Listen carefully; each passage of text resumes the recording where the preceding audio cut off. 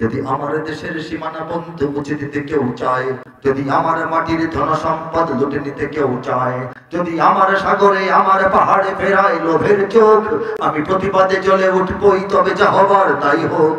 এই শান্ত সবুজ পতাকায় যদি পড়ে শকুনের থাবা, এই সুপ্ত বারুদ জাতি নিয়ে ফের খেলে যদি কেউ দাবা, কোটি মানুষের প্রাণের কুটিরে আগ্রাসনের হাত যদি কেউ বাড়ায়, তবে আবার যুদ্ধ হবে, আবার যুদ্ধ হবে, আবার যুদ্ধ হবে, আবার যুদ্ধ হবে, আবার যুদ্ধ হবে, আবার যুদ্ধ হবে, আবার যুদ্ধ হবে, আবার যুদ্ধ হবে। যদি আমার দেশের সীমানা বন্ধু মুছে দিতে কেউ চায়, চায় না? যদি আমার মাটির ধন সম্পদ লুটে নিতে কেউ চায়, খালি চায় না নিতেছিল? যদি আমার সাগরে আমার পাহাড়ে ফেরায় লোভের চোখ, যদি নাই ফেরাতে শুরু করেছে। এখন আর যদি বলে লাভ নাই, আমার পাহাড় কেড়ে নেওয়ার জন্য দুশ্মন ভিতরে ঢুকিয়ে দিয়েছে, ঠিক কিনা বলে? আমার সমুদ্রের যে ঘাট, আমার সমুদ্রের যে কোল, সেখানে রাশিয়ান নৌবাহিনীর সামরিক যে যান, নৌবাহিনীর সামরিক জাহাজ বাংলাদেশকে না বলে না কয়ে অনুমতি না জানিয়ে এখানে ইচ্ছা মতো বেড়া যায়। কত সাহস দেখেন, ঠিক কিনা? যদি আমার সাগরে আমার পাহাড়ে ফেরায় লোভের চোখ, আমি প্রতিবাদে জ্বলে উঠবই, তবে যা হবার তাই হোক। এই আমি খালি আমি না, এই আমি সবাই নিজেকে দেখান, আমি প্রতিবাদে জ্বলে উঠবো, যা হবার জেল জুলুম ফাঁসি যা হোক, ঠিক কিনা বলেন? এই শান্ত সবুজ পতাকায় যদি পড়ে শকুনের থাবা, এই সুপ্ত বারুদ জাতি কাকে বলা হয়? যে জাতির অন্তরে অন্তরে ইমানের বারুদ ঘুমিয়ে আছে, ঘোষা দিলে আগুন জ্বলে দেবে, ঠিক কিনা? এই সুপ্ত বারুদ জাতি নিয়ে ফের খেলে যদি কেউ দাবা, কোটি মানুষের প্রাণের কুটির এই বাংলাদেশে আগ্রাসনের, আক্রমণের, দখলদারিত্বের হাত যদি কেউ বাড়ায়, তবে আবার যুদ্ধ হবে। সেই যুদ্ধের জন্য সেই লড়াই, অস্ত্রের লড়াই হোক, লেখনির লড়াই হোক, জবানের লড়াই হোক, স্লোগানের লড়াই হোক, মিছিলের লড়াই হোক, ভোটের লড়াই হোক, যে লড়াই হোক, সেই লড়াইটা লড়ার জন্য আমাদেরকে সর্বাত্মকভাবে প্রস্তুত থাকতে হবে। রাজি আছে কিনা? ইনশাআল্লাহ। আল্লাহ পাক কবুল করুন, আল্লাহ পাক সহজ করুন, আল্লাহ পাক এই জমিনটি ইসলামের জন্য আল্লাহ পাক এটাকে সিলেক্ট করেছেন, কবুল করুন। آمين وآخر دعوانا أن الحمد لله رب العالمين والصلاة والسلام على سيد المرسلين السلام عليكم ورحمة الله وبركاته চিনেন না সবাই? 84 বছর বয়স, চিনেন? তাকে আমরা অর্থনীতিটা ঠিক রাখার জন্য, দিল্লিকে সামাল দেওয়ার জন্য, সারা দুনিয়ার একটা মনোযোগ আকর্ষণের জন্য তাকে প্রয়াস করেছি, ঠিক আছে। কিন্তু এখন যদি কোনো বড় শক্তি সাহায্য করতে আসা আবার নতুন প্রভু হয়ে যায়, মুরব্বী যদি এটা টের না পান বা না ফেরান, তাহলে মুরব্বীকে আমাদের বলতে হবে, মুরব্বী, ঠিক কিনা? গোটা দুনিয়ার দাওয়াত ও তাবলীগের ইস্তেমাটা বাংলাদেশে আর আরব দেশে হয়।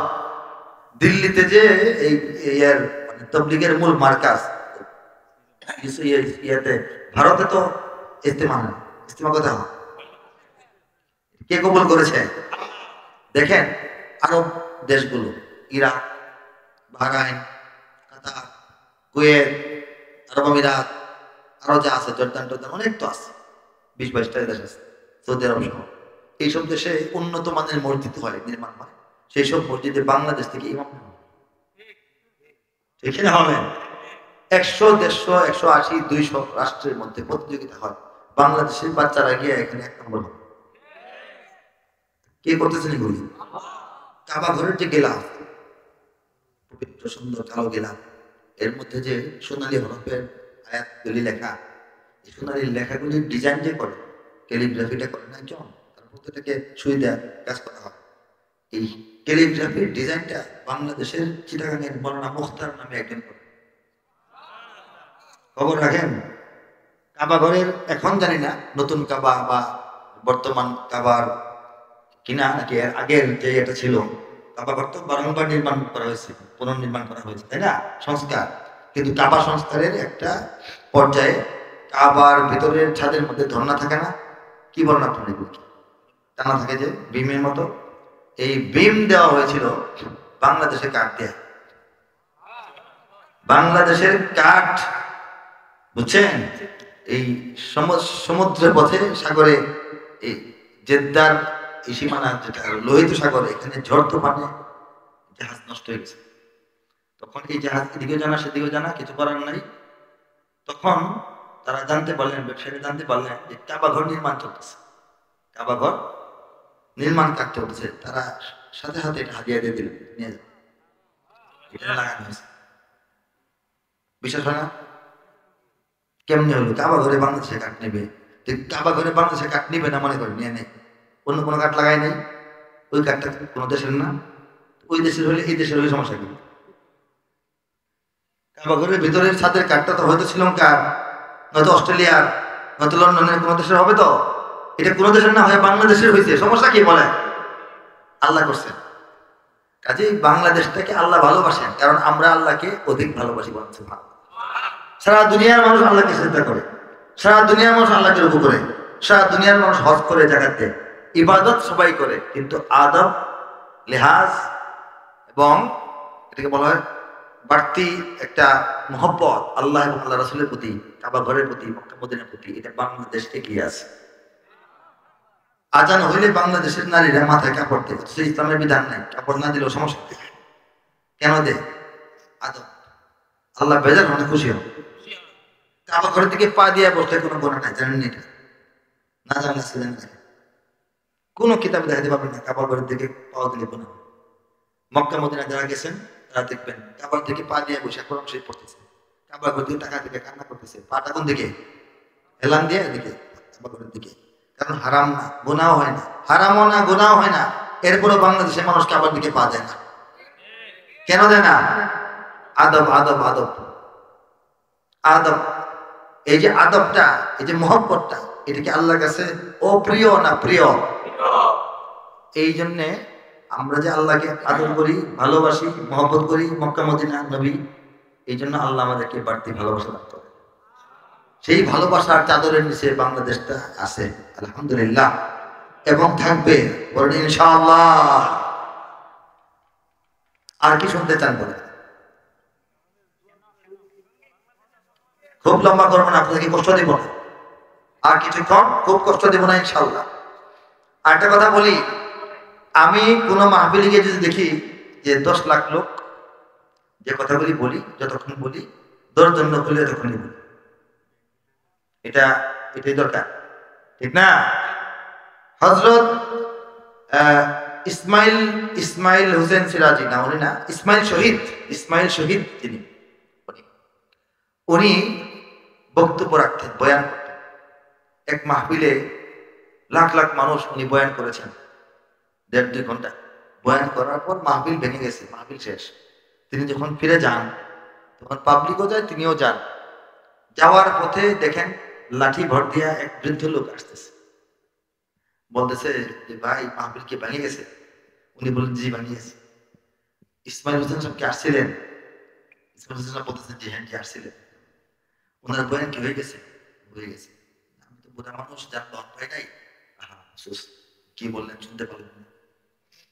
পরে ইসমাইল হোসেন সাহেব বলতেছেন, ইসমাইল শহীদ, উনি বলতেছেন যে মুরব্বী, আপনি তো আসছেন, আপনার হাতে কি সময় আছে? কেন? আমি তো মাহফিলে ছিলাম, উনি কি বলছেন এটা আপনাকে শোনাতে পারবো। পরে এক মসজিদে বসে পুরাটা বয়ান আবার দিচ্ছেন আপনার সামনে। পুরা মানুষকে যতগুলি কথা মঞ্চে বলে আসছেন সবগুলি কথা আবদ্ধ হচ্ছে, ওনাকে শোনায় তারপর বিদায় হয়েছে যে এই লোকটা আগ্রহ করে আসছে শোনার জন্য, মাহফিল পায় নাই, আমার হাতে সময় আছে। পুরাটা বয়ান আবার মসজিদে বারান্দায় বসে এই বুড়া মানুষটাকে দিয়া তারপর উনি এখান থেকে বিদায়। কাজে এই বাংলাদেশের মানুষ উলামায়ে কেরামের কথা শোনার জন্য আয়সা বসে, এটা তো মানে এত বড় নিয়ামত, যারা বক্তা তাদের জন্য এটা বক্তাদের বুঝতে হবে, ঠিক কিনা? এই মুহূর্তে আমি এই কোরআনের কপিটা আনছি। হ্যাঁ, গাইড করছি। আব্দুল হান্নান কোথায়?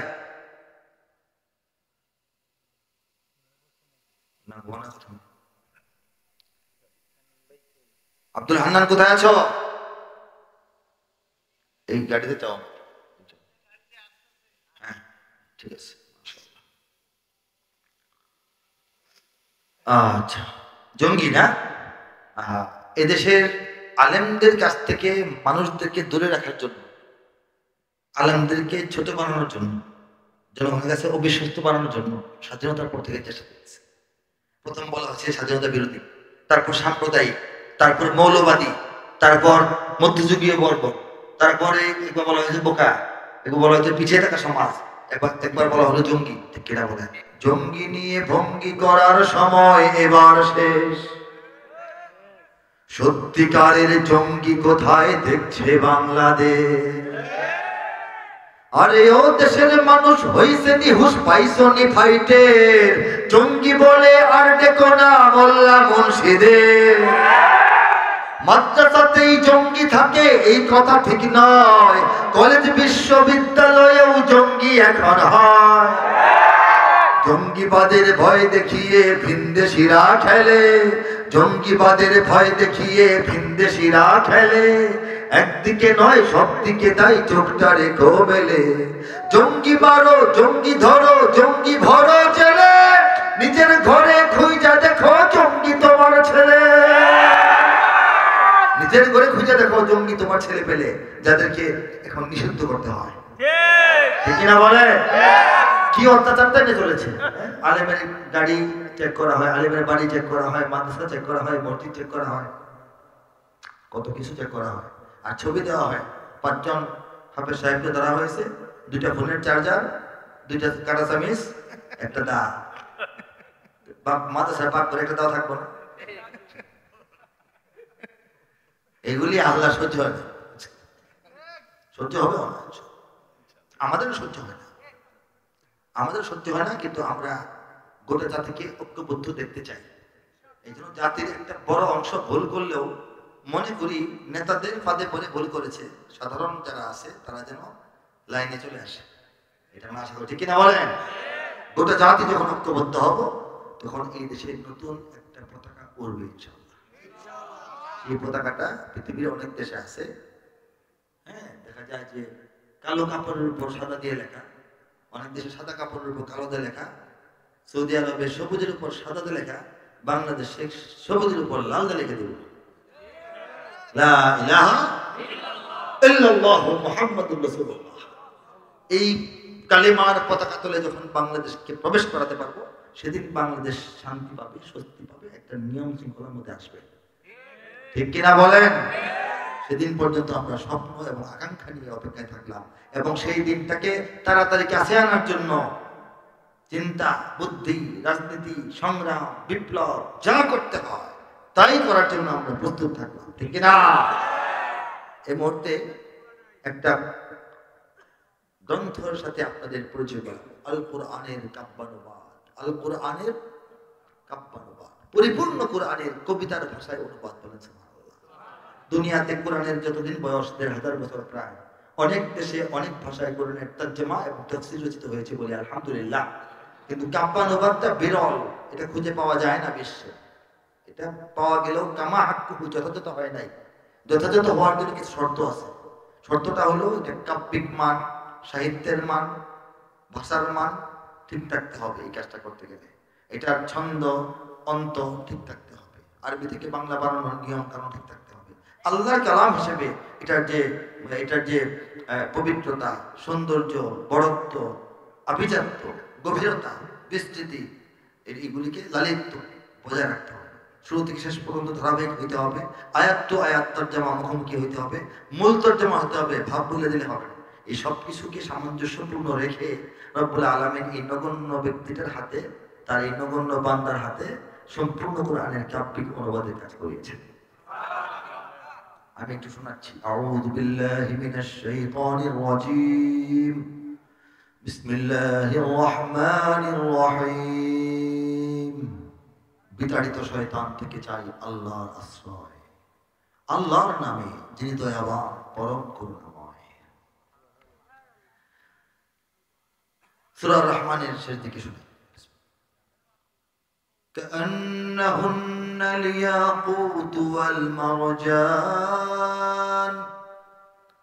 فبأي آلاء ربكما تكذبان হাল জাযাউল ইহসানি ইল্লাল ইহসান ফাবিআইয়ি আলাই রাব্বিকুমা তুকাযযিবান ওয়া মিন দুনিহিমা জান্নাতান ফাবিআইয়ি আলাই রাব্বিকুমা তুকাযযিবান مدهامتان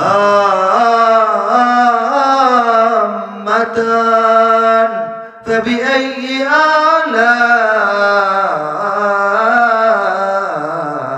ربكما تكذبان তেলাওয়াত দীর্ঘায়িত করব না, সময় কম, তর্জমাটা আমি শেষ পর্যন্ত করছি।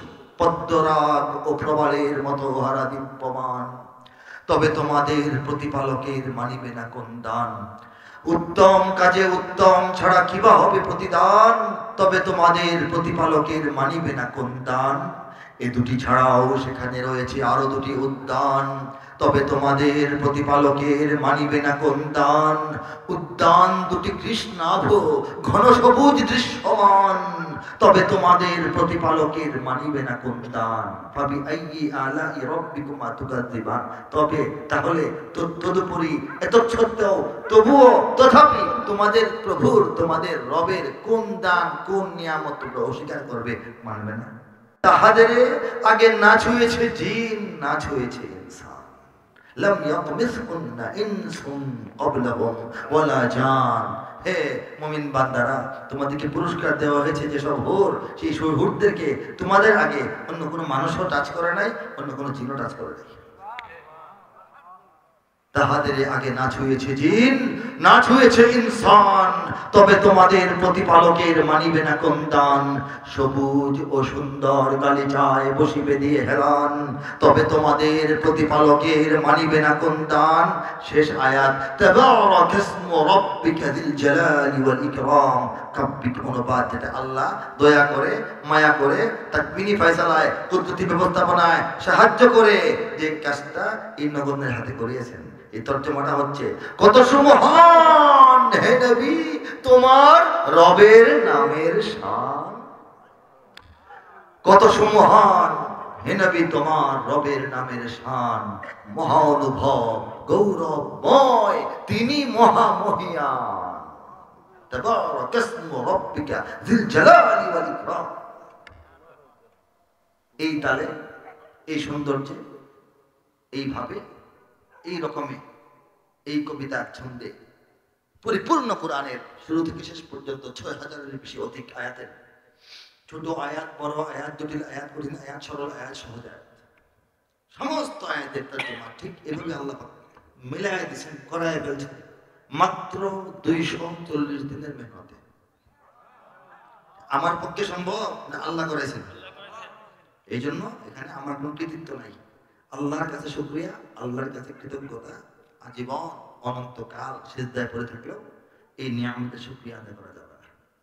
আল্লাহ পাক সমস্ত মুসলমানদের জন্য কবুল করুন। ইসলাম বিদ্বেষী কোরআন থেকে দূরে সরে থাকা ভাইদের হেদায়েতের জন্য সামান্য ওসিলা বানান। যারা সংগ্রহ করতে চান গাড়ি থেকে সংগ্রহ করতে পারেন। একটাই বলি আমি পূর্ণ কোরআন প্রত্যেক পৃষ্ঠায় এক পাশে আয়াত কারিমা, এক পাশে সরাসরি এটা তর্জমা, এভাবে সাজানো আছে। আপনারা চাইলে সামর্থ্য এবং ইচ্ছা একসঙ্গে থাকলে এখান থেকে সংগ্রহ করতে পারবেন। মার্কেটের মূল্যের যে গাড়িতে 200 টাকা কম রাখার অনুমতি আমাকে প্রকাশক দিয়েছেন। যেহেতু আপনি সঙ্গে যান, আপনার এখান থেকে আপনি দিতে পারবেন 200 টাকা কম।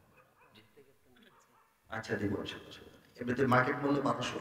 অনলাইন অফলাইন ঢাকায় যান, কাউকে দিয়ে আনান, 1 টাকা কম বেশি করবেন না, এটা একটা ফিক্সড করে ফেলছে। কিন্তু আমার মাহফিল থেকে, আমার গাড়ি থেকে লেখক হিসাবে যে আমি অল্প একটা টাকা পাবো, ওইটা আমি বাদ দিয়ে দিছি। আর উনি আমাকে অনুমতি দিচ্ছে যে আপনার টাকাটা বাদ দিয়ে যদি একটু কমান, তাহলে আমার দোকানে যত বিক্রি হয় এর চেয়ে একটু কম বিক্রি করতে পারবেন, অসুবিধা নাই। বিক্রিটা আমি করি না, ড্রাইভার সাহেব নিয়ে আসে, 1000 মূল্যে আপনারা নিয়ে যেতে পারবেন এখান থেকে। কথা তো মোটামুটি বললাম, বললে তো অনেক, রাত হয়েছে গভীর। এরপরে ফজরের নামাজ, তাহাজ্জুদের নামাজের ব্যাঘাত করবে। আমি আস্তে আস্তে শেষ করছি। সর্বশেষ কথা হলো, যে কথাগুলি বললাম এগুলি মনে রাখা। বুঝতে হবে দেশটার মালিকানা আল্লাহ পাক আমাদেরকে দান করেছেন। আমরা দেশে ভাড়াটিয়া না, ভাড়াটিয়া বানানোর চক্রান্ত হয়, চেষ্টা হয়, মাঝে মধ্যে আমরাও বেবাচাকা খেয়ে যাই, আমরাও বিভ্রান্ত হয়ে যাই যে আমরা মনে হয় বেশি দিন থাকতে পারবো না। না না, এই দেশে তো আমরাই থাকবো, ঠিক না বলেন? ইসলামকে সঙ্গে নিয়ে থাকবো ইনশাআল্লাহ। ইসলাম এখানে মর্যাদার সঙ্গে বিজয়ী শক্তি হিসেবে থাকবে, আর সেই বিজয়ী শক্তির যে পতাকা, এই পতাকার ছায়া তলে আমরা থাকবো ইনশাআল্লাহ। এই দেশ, এই মাটি, এই আমাদের যে ইতিহাস, ঐতিহ্য, আমাদের সম্মান, মর্যাদা, আমাদের স্বাধীনতা সার্বভৌমত্ব রক্ষার জন্য যদি বারবার যুদ্ধ করতে হয়, ততবারই যুদ্ধ করতে রাজি আছি।